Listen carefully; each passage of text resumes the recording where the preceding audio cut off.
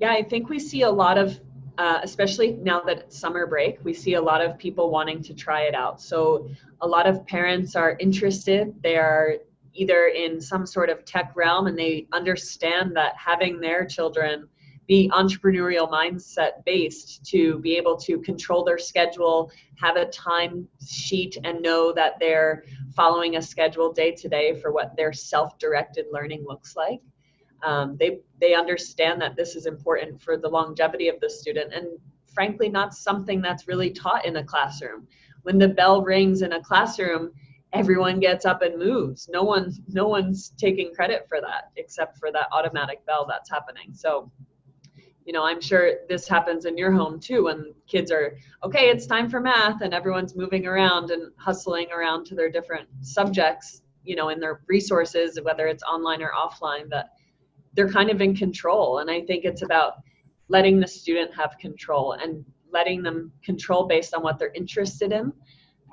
Especially when we talk with East versus West parents, it's all about deschooling. So how can we get rid of the system? Well, academics are really important. How can I make sure that math and science is getting accomplished? And I said, let's ask Johnny what he wants to do, And if he's not ready for math and science this month, let's wait till next month. And I had this conversation recently with a parent, and the dad is a coder engineer, and he said, well, I really want her to do coding. And I said, just wait a few weeks. Once she joins the class and the majority of the students are already coding, that might creep onto her schedule slowly but surely once the conversation gets around coding. And his face just lit up like, wow, that's possible. It was like, just give it time, just let it a little bit happen naturally. And if we force it too much, then they will feel overwhelmed. So we encourage parents and students to de-school for a little bit and then start really slow. So maybe we just have one academic goal and one personal goal that we work towards in the beginning.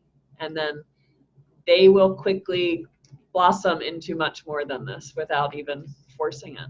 And I think what Sammy's doing with Math Club and Coding Club and the rest of the clubs, in the future, as well as the strength of peer-to-peer learning. And it's not just about 15 to 9-year-olds, and we see that this isn't always ideal, but it is taking leadership, and it's taking, the credit to know that they can reteach something. How do we know that we've learned something? We're able to regurgitate it back out to someone, and that's where the power comes from. And they're able to be leaders. They're able to understand what that means and to help other students. And it's not just about teaching a little kid how to do addition. It's much more than that.